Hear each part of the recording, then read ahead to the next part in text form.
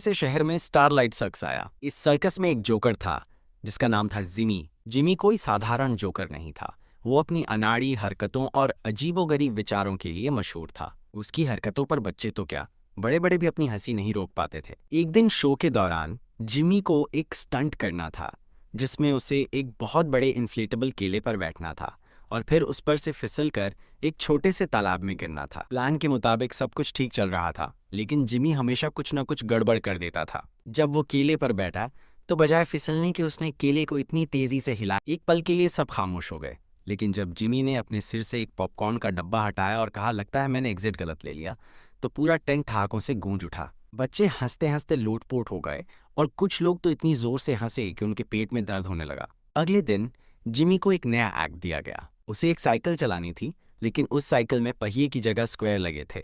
Jimmy ने बहुत कोशिश की, लेकिन साइकिल 1 इंच भी आगे नहीं बढ़ी।